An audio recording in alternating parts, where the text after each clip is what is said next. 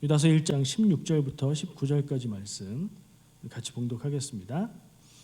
이 사람들은 원망하는 자며 불만을 토하는 자며 그 정욕대로 행하는 자라.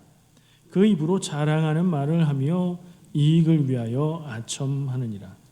사랑하는 자들아, 너희는 우리 주 예수 그리스도의 사도들이 미리 한 말을 기억하라.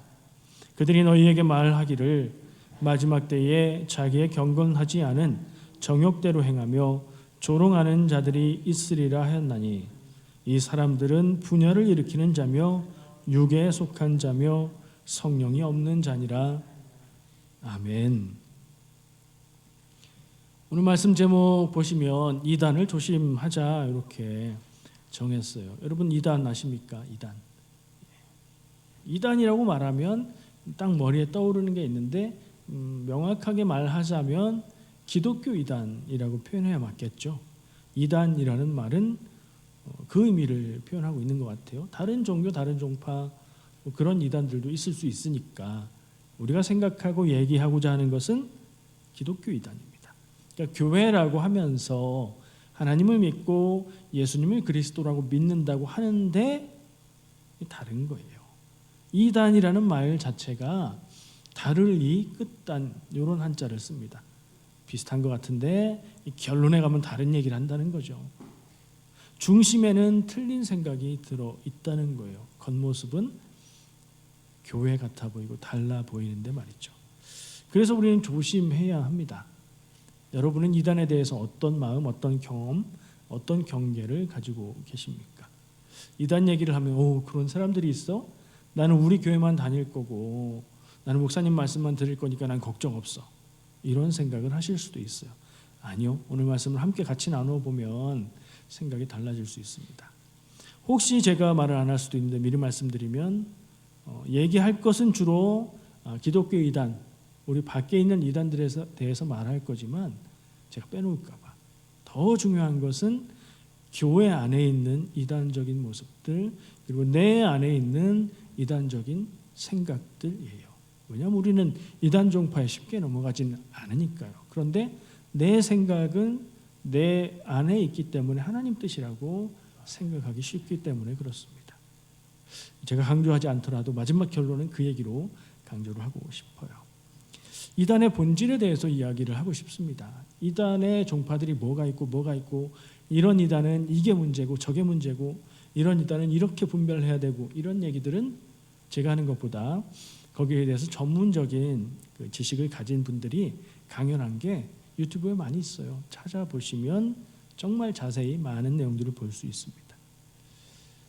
이단의 뿌리가 어디 있을까? 우리는 이단 생각하면 우리의 경험은 대체로 한국 교회에 있으니까 여러분들 이단이라고 하면 떠오르는 이름이 뭐가 있습니까? 요즘에 굉장히 핫하고 굉장히 유명했고 코로나가 막 퍼지기 시작할 때 유명해졌었던 신천지 있죠. 신천지는 한 20년 가까이 전부터 번성했고요. 제가 한국을 떠나올 때쯤에는 굉장히 큰 위협이 됐었어요. 이미. 그런 신천지가 있고요. 또 그 이전에 아주 굳건하게 자리를 잡고 있는 세계적인 구원파도 있고 통일교 있죠. 통일교는 한국에서는 이단 이렇게들 얘기하는데 외국에서는 좋게 생각하고 그러는 사람들도 많이 있는 것 같아요. 그리고 우리 권사님이 말씀하신 대로 구원파도 사회적인 사건하고 연결돼서 많이 유명해졌었죠. 유병원 씨가 사망한 채로 발견이 됐는데 구원파가 파가 셋이래요.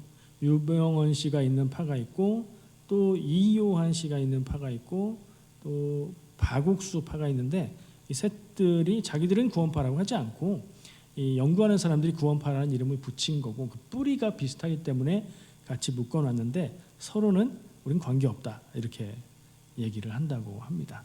어쨌든 그 구원파들이 있어요. 구원파들은 뿌리가 수입산이에요. 외국 선교사들을 통해서 한국에서 생겨나기 시작했는데 이단 종파들도 선교를 한 거죠. 그들을 통해서 영향받고 생겨난 구원파가 뿌리가 있고 또 한국의 이단의 그 뿌리의 중심에 핵심에 있는 게 박태선이라고 부르는 그 사람인데 전도관이라고 많이 알려져 있고요. 지금도 많이 있는데 이름을 바꿨어요. 천부교라고 되어 있는 곳이 교회처럼 되어 있고 천부교라고 되어 있는 데가 그 전도관에 연결되어 있는 이름을 바꾼 그런 종파예요. 그 분의 뒤를 이어서 연결되어 있는 통일교 문선명 씨도 거기하고 연결이 되어 있고요. 그리고 유병원 씨, 구원파들도 사실은 그쪽하고 관계가 있어요. 그러니까 이단들의 역사를 이렇게 쭉 보면 서로 얽히고 설키고 신천지 이만희 씨도 그쪽하고 관계가 있고요. 여기 좀 있었고 저기 조금 있었고 배우고 새로 나오고 뭐 이런 식으로 해오고 있는 것을 알 수 있어요. 이단은 언제부터 있었을까요? 교회, 기독교 이단은 언제부터 있었을까요? 처음부터 있었어요. 성경 보면 나오잖아요. 성경에 여러 가지 표현들로 나오는데 이단이라고 표현을 안 할지라도 다른 복음이라든가 거짓 선지자라든가 많은 표현들로 이단에 대해서 말하고 있어요. 그러니까 한국의 기독교 이단들은 뭐 이런저런 이단들, 제가 언급하지 않은 다른 이단들도 있겠죠. 다락방이라든가 많이 있어요. 여호와의 증인도 수입산으로 알고 있어요.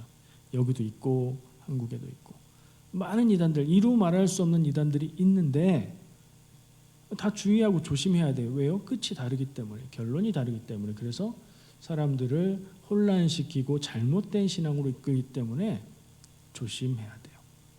근데 누군들 잘못된 믿음을 가지고 살 생각을 하고 있었을까요? 그렇지 않죠. 이단들은 왜 역사에 처음부터 있었을까? 이런 질문이 생기고요. 사람들은 왜 이단의 그 꼬드김에 가르침에 넘어가게 될까? 이런 생각도 해보게 돼요. 저는 그 끝에 그 근본적인 귀결에 사람의 부족함, 사람의 어리석음이 있다고 생각해요. 뭐 그렇게 말하면 당연히 그렇겠죠. 너무나 당연한 말인데 사람이 제대로 판단하지 못하기 때문에 이단이 처음 생겨날 때도 하나님의 말씀을 근거로 하는데 엉뚱하게 잘못 해석해서 잘못된 가르침으로 나아가고 사람이 온전히 선하지 않고 악한 마음이 있기 때문에 속이고 그래서 남의 것을 빼앗고 잘못된 모임들을 만들어가는 그런 일들이 생기고 그런 영향들이 다가와서 나에게 접촉해와도 이걸 딱 분별하고 끊을 수 있는 그런 명쾌함이 있어야 되는데 그렇게 지혜롭지 못하고 거기에 속게 되는 부족함, 어리석음이 있으니까 또 계속해서 번성하고 번창하는 거 아니겠어요? 많은 경우에 이단의 문제점을 교리를 이야기합니다. 이 이단은 왜 이단이냐면 교리의 이 부분이 잘못됐기 때문입니다. 기독론을 얘기하죠. 예수님을 그리스도라고 말하는데 예수님에 대해서 엉뚱한 얘기를 한다. 그 부분을 얘기하고 굉장히 중요한 부분이기 때문에 얘기해야 되는 거예요. 구원론에 대해서 얘기해요. 구원에 관한 문제에 대해서 잘못된 교리를 갖고 있어서 이것은 기성교단, 정통교단하고 다르기 때문에 이건 틀렸다. 이렇게 지적을 하기도 하죠. 또 한 가지 문제는 윤리적인 문제가 있어요. 이단 종파들은 사이비 종파들도 합해서 윤리적으로 사람들을 모아서 그들에게 무엇인가를 갈취해요. 금전적으로 재산을 빼앗기도 하고요. 일을 시켜서 노동력을 빼앗기도 합니다. 그리고 어떤 경우에는 감금하고 구타하고 살인하는 경우도 많습니다. 윤리적인 문제가 있죠. 그러니까 앞에 교리적인 부분들은 가르침이 틀렸다. 기존 교단하고 이거는 안 맞는다, 틀린다라는 얘기고 이 윤리적인 부분이 더 중요한데 사람들의 삶을 망가뜨리고 사람들을 속이고 기만하는 것 그게 되게 문제가 있는 거죠. 저 이런 얘기를 누구나 할 수 있는데 그럼 우리한테는 어떤 의미가 있을까? 조심해야 되겠죠. 캘거리에 이단 종파가 있습니까? 있어요. 다락방 교회 출신인 분이 우리 교회에 출석하겠습니다. 순수한 마음으로 오셨던 적도 있었고 만민교회도 캘거리에 있고 제법 아주 많지는 않지만 없지는 않아요. 여러분들에게 방문을 할 수도 있어요. 제 경험인데 이사를 하고 나서 한 1, 2주 지났는데 한인 여호와의 증인 전도자들이 찾아온 경험도 있어요. 보니까 정보망이 있는 것 같아요. 한국 사람이 오면 딱 걸리면 일단 이제 방문하고 시작하는 것 같아요. 근데 정보망이 확실하지 않아서 목사다 이것까지는 모르고 온 것 같아요. 우리의 삶에 그런 직접적인 위협이 되기도 합니다. 만약에 우리에게 다가와서 이런저런 말로 얘기하고 여러분들에게 자기들의 교리, 우리 모임에 한 번만 가자 뭐 이렇게 하면 여러분 어떻게 하시겠어요? 웬만하면 그런 접근을 해오고 얘기를 하기 시작하면 처음에는 그냥 이렇게 듣다가도 느낌이 오잖아요. 보통은 그래요. 일단 조금 눈치가 없고 둔한 분 경우에는 불편해요. 이 사람이 왜 이렇게 자꾸 나한테 얘기하고 집요하게 하지? 이런 느낌을 느끼면 요거 나한테 지금 미끼를 던지고 있구나 이렇게 생각하셔야 되고요. 예민한 분들은 이 이단인데 이 사람들이 지금 나를 이런 말들로 나에게 접근하고 있구나 이걸 느낄 수 있어요. 자, 그거 느낄 때 여러분 어떻게 하시겠습니까? 경험 있는 분들도 꽤 있을 것 같아요. 이단이 어디 외계인들도 아니고 다른 별에서 온 사람들도 아니고 우리 주변에 있거든요. 내가 아는 사람들이 있고요. 이단에 출석하고 전도하는 사람들은 보면 너무 착하고 너무 좋은 사람들인 경우가 많아요. 철저하게 훈련 받았기 때문에 그렇게 하는 경우도 있고 정말 좋은 사람인데 그렇게 하는 경우도 있어요. 그 사람이 내가 보기에 너무 좋은 사람인데 나한테 얘기를 해오면 내가 쉽게 거부하기 어렵죠. 내가 얘기를 듣다가 대략 눈치를 챘어요. 이 사람이 지금 이단에 다니는데 나를 포교를 하는구나. 얘기하는 내용을 들어보니까 사용하는 용어나 이런 것들을 볼 때 이 사람은 신천지다. 이 사람은 여호와증이다. 이것까지 감 잡았어요. 그런데도 그만 스탑 못할 수 있어요. 그 사람과의 관계가 있기 때문이고 그 사람이 워낙 전략적으로 친절하게 대해 오고 있기 때문이죠. 그럴 때 어떻게 해야 돼요? 단호하게 끊어야 됩니다. 깨닫는 순간 이거 눈치가 딱 그렇다라고 생각되는 순간 단호하게 끊어야 돼요. 어떻게 해요? 다른 엉뚱한 핑계 대지 마세요. 다른 핑계 대면 또 집요하게 물고 늘어집니다. 당신이 나 지금 포교하러 하려고 하는 것 같은데 나는 감리교회 다니고 당신의 얘기를 들을 생각이 없습니다. 이렇게 직접적으로 단호하게 그러나 무례하지 않게 그렇게 입장을 표현하고 끊어야 돼요. 그렇게 하실 수 있겠어요? 그렇게 해본 경험이 있으세요? 여러 번 해오셨을 것 같아요. 이미 교회 오래 출석하셨고 그랬다면 그런 경험들이 없지 않으셨을 것 같습니다. 근데 이 교리적인 문제와 윤리적인 문제가 이단에 있다고 얘기했는데 저는 이런 문제들은 이단의 문제점의 핵심이기는 해요. 굉장히 중요한 문제점이긴 해요. 근데 이단이라는 것의 문제점의 본질은 또 더 중요한 것은 다른 데 있다고 생각합니다. 이단의 특징을 저는 다르게 말합니다. 어떤 이단은 어떻고 어떤 이단은 어떻고 이렇게 다 설명할 수도 있는데 딱 두 개를 얘기합니다. 이단들이 사용하는 기본적인 방법, 기존 교회, 기성교회, 정통교회를 비판합니다. 교회가 틀렸다, 잘못됐다, 그리고 다 가짜다라고 말합니다. 그럼 어떻게 되는 거예요? 이것을 알고 있고 정말 진리를 알고 있는 우리만 진짜다가 되는 거죠. 그러니까 그 얘기를 그냥 들으면서 그 얘기를 믿고 넘어가면 그렇게 갈 수밖에 없는 거예요.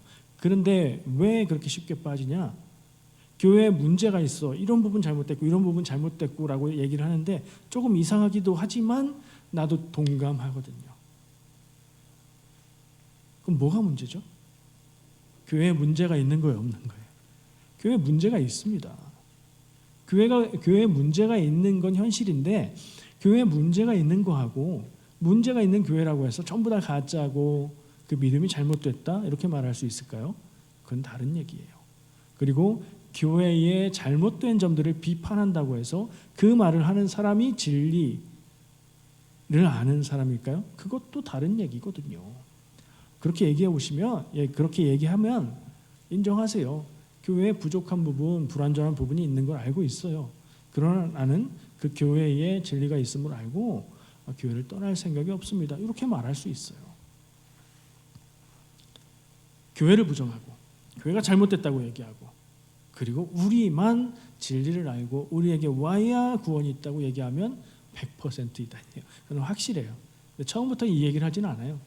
어느 정도 발을 담그게 만든 다음에 이렇게 얘기를 꺼내기 마련이죠. 이 얘기가 나오면 어떤 관계라도 일단 끊으셔야 됩니다. 아주 단순하고 확실한 기준이에요. 그리고요, 또 두 번째 제가 기준으로 말씀드릴 수 있는 건요,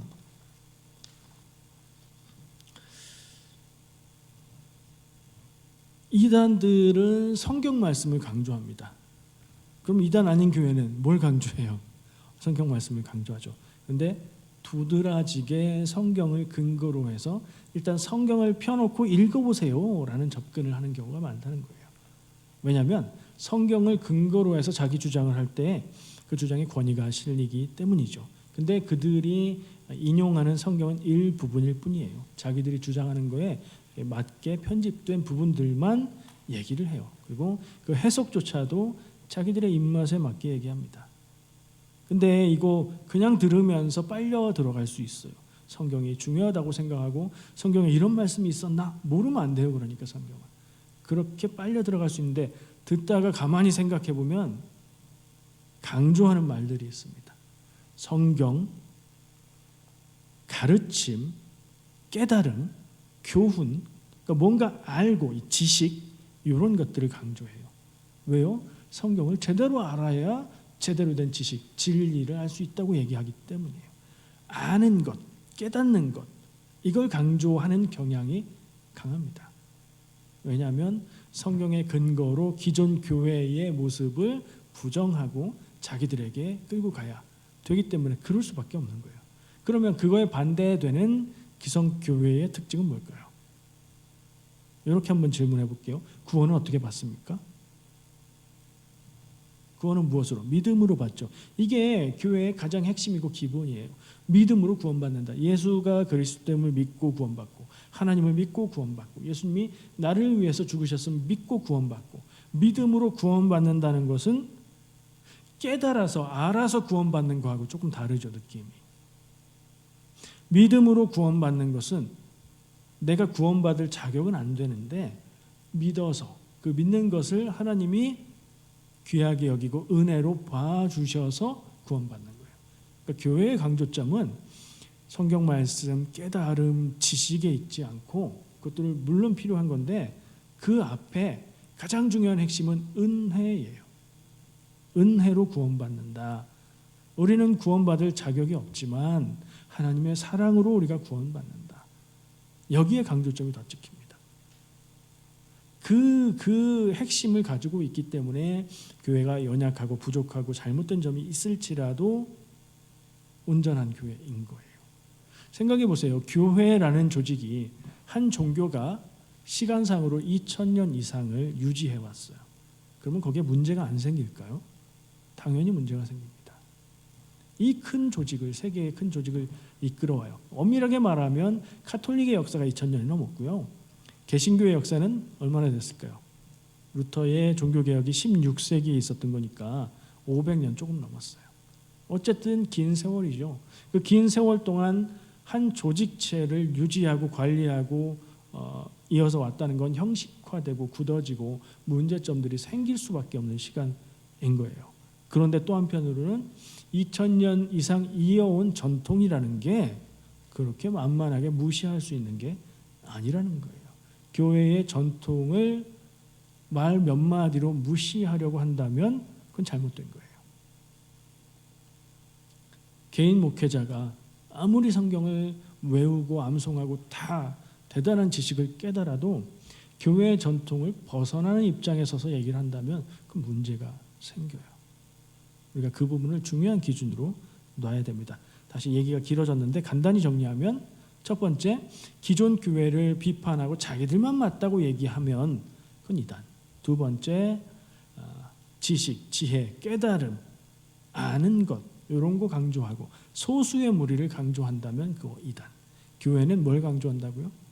은혜가 우선이라고요. 아는 것, 지식보다. 성경을 아는 지식이 굉장히 중요하지만 그것보다 우선하는 게 은혜로 구원받는 것이라는 점이죠.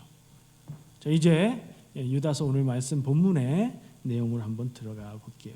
유다서 내용 중에 본문으로 택한 내용은 이단을 주의하라는 말씀이에요. 아까 얘기한 것처럼 당대에 교회 초기부터 이단은 있었어요. 왜 있었을까요?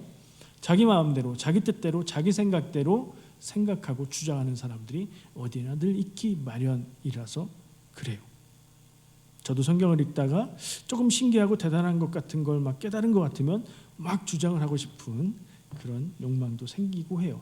근데 다시 생각해 보면 그게 다가 아닌 걸 깨닫게 되지요.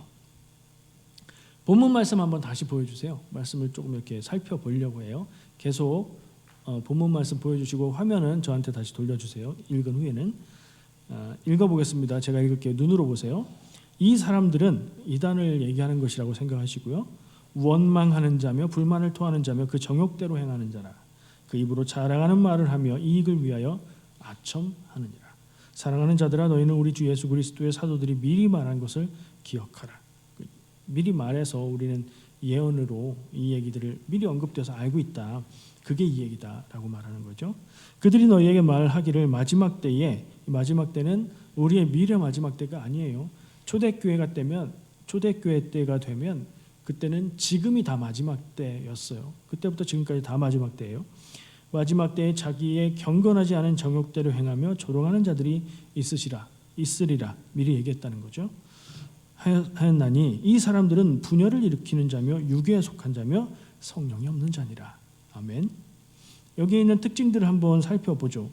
원망하고 불만을 토하는 사람들 누구예요? 나 아니에요, 나.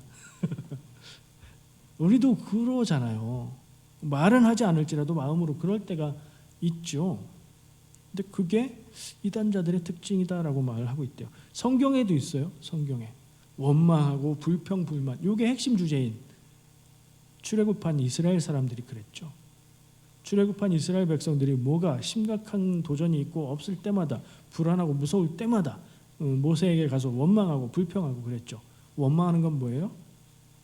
너 때문이야 라고 말하는 거죠. 문제가 있는데 너 때문이라는 거예요. 네가 해결하라는 거예요. 나는 거기에 책임이 없는데 너 때문에 내가 피해를 보니까 네가 해결해라. 책임을, 문제를 남에게 돌리는 거. 불평. 어렵고 힘든 상황을 냉철하게 판단하고 이거 잘못됐어라고 판단하는 데까지는 좋은데 그걸 그냥 말만 하는 거예요. 이거 잘못된 거야. 이거 틀렸어. 이렇게 가면 안 돼. 라고 말만 하는 거예요. 나는 거기에 대해서 책임 없어요. 원망하는 거하고 거의 비슷하고 통하죠. 조금은 의미가 다르지만. 출애굽한 이스라엘 백성들이 그랬고 그러다가 출애굽 1세대는 다 죽어버렸고 가나안 땅에 들어가서 산 사람들이라고 안 그랬을까요? 그랬을 거고 지금 교회를 다니면서 이 땅에 이 시대를 살아가는 우리도 그럴 때가 있고 사람들의 연약하고 부족한 모습이다 싶은데 그것이 갈 때까지 가면 이단이 된다는 얘기로 들을 수도 있는 것 같습니다. 그 뒤에는 뭐라고 얘기하죠? 정욕대로 행한대요. 정욕대로 행한다는 말은 성경적인 용어니까 무슨 말인가 생각해보면 자기 하고 싶은 대로 한다는 거예요. 뭐가 맞는지 뭐가 옳은지 이 행동과 말과 이 결과가 어떻게 되고 다른 사람에게 어떤 영향을 미칠지 생각하지 않고 하고 싶은 대로 한다는 거예요. 하고 싶은 말을 내뱉고 하고 싶은 행동을 하고 선택도 자기 마음대로. 교회 안에 있거나 교회 밖에 있거나 관계없어요. 그런 특징들이 그렇게 하면 바로 이단이다. 그거 아니고 이단으로 갈 수 있는 길이다. 그럼 우리는 이거 주의해야 되겠죠. 마음에 안 들어요. 불평, 불만, 원망할 수 있어요. 그런 생각이 들어도 이 내용이 생각나야 돼요. 이거 계속하면 이단 같은 모양이 될 수 있어. 난 그러지 말아야지. 문제가 있는데 이 문제를 어떻게 해결할까? 나는 무엇을 할 수 있을까? 접근이 완전히 달라지는 거죠. 너 때문이 아니라 어떻게 할 수 있을까? 그렇게 생각하면 상태가 달라질 것 같아요. 정욕대로 자기 하고 싶은 대로 하고 싶은 말을 하지 않고 그런 생각이 들 때 다시 한번 생각해 보는 거죠. 다시 한번 생각하는 거 얼마나 중요한 일인지 모릅니다. 내가 이 말을 하고 싶어. 내가 저 사람에게 이렇게 하고 싶어. 근데 다시 한번 이게 정당한가? 이게 말이 되나? 이게 하나님 뜻에 맞는 건가? 그 생각을 했을 때 우리의 말과 행동은 많이 달라질 거예요. 그 필터가 없으면 교회 다닌다고 하는 것이 정말 부끄러운 일이 될 수 있습니다. 또 무슨 얘기예요? 그 입으로 자랑하는 말을 한다. 자랑할 만한 일 있으면 자랑하고 싶잖아요. 누가 안 자랑하고 싶어요? 뭐 되게 좋은 일을 했다든가 뭔가 좋은 걸 발견했다든가 뭐 되게 하여튼 되게 좋은 게 있으면 자랑하고 싶죠. 얘기하고 싶고 인정받고 싶고 사람 마음 가운데 누구나 있는 거예요. 근데 이 욕구가 강한 사람이 있어요. 이유는 몰라요. 명확하게 모르겠어요. 타고날 때 그렇게 타고나는 것 같기도 하고 어렸을 때 뭐 상처나 불안함 때문에 인정받고 싶은 욕구가 많을 수도 있어요. 어쨌든 그런 사람이 있어요. 누구나 다 그렇지만 심한 사람이 있어요. 막 자랑합니다. 제가 만났던 저를 깜짝 놀라게 했던 한 사람이 있는데 입을 쉬지를 않아요. 말을 쉬지를 않습니다. 같이 있는 자리에서 그 모임에 같이 있는 사람들이 누구든지 간에 자기가 말한 걸로 결론이 끝나야 돼요. 누가 한마디 얘기하면 거기에 대해서 말하고 또 말하고 의미 부여해서 그럴듯한 말을 하고 하여튼 계속 말을 해요. 그래서 그분을 보면서 처음에는 말도 잘한다 이런 생각을 했는데 나중에는 저분은 힘들지도 않은가. 왜냐하면 저는 말을 하면 굉장히 피곤해지거든요. 근데 하루 종일 거의 있어 봤는데 하루 종일 그렇게 하는 거예요. 정말 놀라웠어요. 왜 그럴까? 왜 그런지는 모르죠. 이유가 있겠죠, 그분도. 근데 그분을 지칭해서 말하는 게 아니라 사람이 계속해서 말을 하고 자랑하는 말을 많이 하고 그럴 때는 뭔가 욕구가 강하게 있는 것 같아요. 가슴에 뭔가 부족하고 불안한 게 있는 것 같아요. 하나님이 함께 하시고 주님과 동행하면 그 불안이 채워지고 해소되고 평안을 누리는 게 맞는데 어떤 모습으로든 그게 안 채워진 상태가 있지 않을까 하는 생각을 해봤었습니다. 심한 경우에는요, 이런 분들은 어떤 일들을 자기 뜻대로 되게 하려는 욕구가 강하고요, 사람들의 마음과 생각을 내가 원하는 대로 조정하려는 욕구가 강합니다. 이거 딱 느껴지면 어때요? 이 사람이 나를 지금 조정하려고 하고 있다. 이거 딱 느껴지면 굉장히 기분 나쁘죠. 근데 그걸 몰라요. 자기가 그렇게 늘 해왔기 때문에 그게 된다고 생각하고 그렇게 해야 된다고 생각하고 자기가 생각한 대로 되지 않는 걸 못 견디는 분들이 있어요. 그거 자체로 나쁘진 않아요. 그런데 스스로가 너무 힘들고 주변 사람들이 너무 불편해요. 그리고 그런 태도가 쌓이고 쌓여서 오래 가다 보면 긍정적인 쪽으로 갈 일은 별로 없어요. 굉장히 주의해야 됩니다. 만약에 여러분들이 심하진 않더라도 나에게 그런 모습이 있는 것 같다는 생각이 든다면 곰곰이 생각해 봐야 돼요. 저도 저 스스로 그런 것들을 발견할 때가 있어요. 그걸 놓고 많은 생각들을 합니다.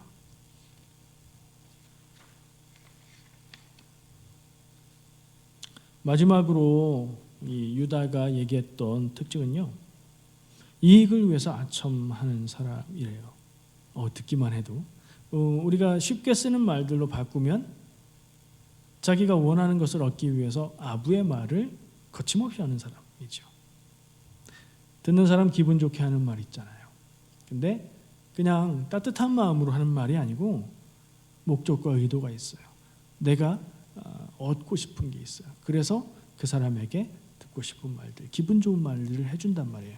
이런 사람들은 처세술이라고 말할 수도 있는데 정도가 심해진다면 옳고 그름의 문제에 부딪히게 되는 거예요.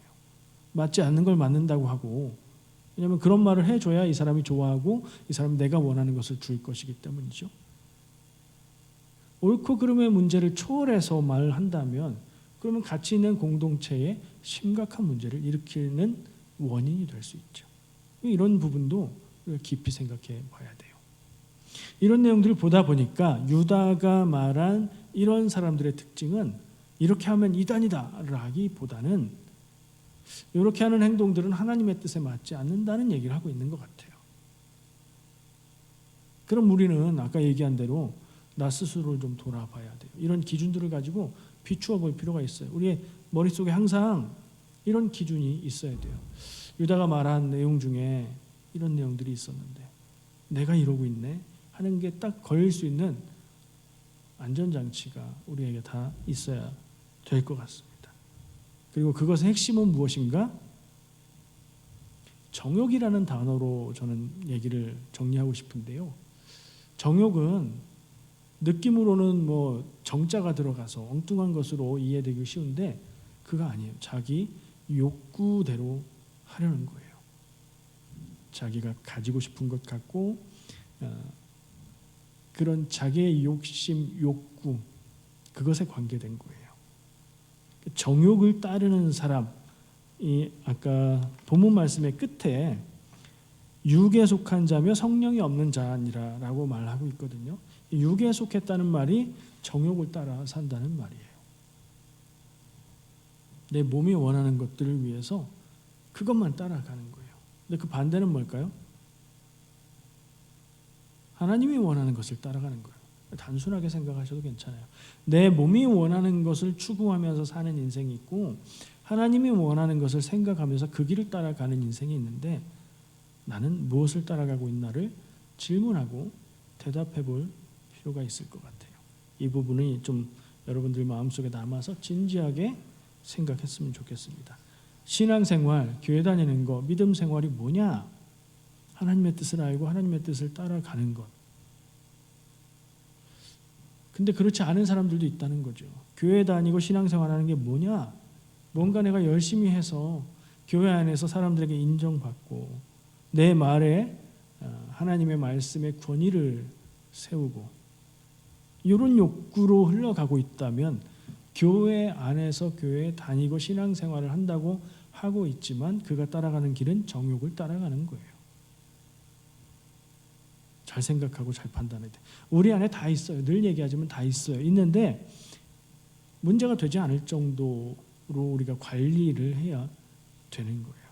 근데 그게 관리가 안 되는 경우는 교회 안에 있으면 문제를 일으키고 교회 밖으로 나가면 이단적인 주장을 하게 될 수 있다는 점이 무서운 거예요. 그래서 제가 아까 처음에 얘기했던 대로 교회 밖에 이단이 있다고 생각하고 조심하고 경계해야 한다고 얘기하는데 그건 반이고 교회 안에 있는 이단적인 하나님의 뜻에 맞지 않는 모습들 우리가 분별하고 살펴야 되고 내 안에 있는 이단적인 생각과 말들과 그런 요소들을 우리가 걸러내고 정리하고 없애나가는 것이 중요하다는 생각을 하게 됩니다. 여러분들 그렇게 하시고 그렇게 살아가는 삶이 되시기를 축복합니다. 유다가 말했던 오늘 본문에서 마지막으로 다루었던 정욕을 따르는 사람이 아니라 성령이 있어서 하나님의 인도하심을 따르는 삶을 살아가시길 축복합니다. 기도하겠습니다. 주님의 은혜를 감사합니다. 우리를 구원하시고 우리를 사랑하시고 우리가 주의 사랑 안에 거하게 하시니 참 감사합니다. 우리에게 교회를 허락하셔서 함께 사랑하며 함께 기도하며 살아가게 하시니 감사합니다. 우리가 늘 주님의 은혜를 귀하게 여기며 그 은혜로 살게 하시고 그 뒤에 하나님의 말씀을 알고 깨닫는 지혜를 더하게 하여 주시옵소서. 내 마음대로 내가 원하는 대로 하는 것이 믿음이 아니고 하나님이 원하시는 길을 찾아 살아가는 것이 믿음의 길인 것을 우리가 늘 잊지 않게 하여 주시옵소서. 예수님의 이름으로 기도합니다. 아멘.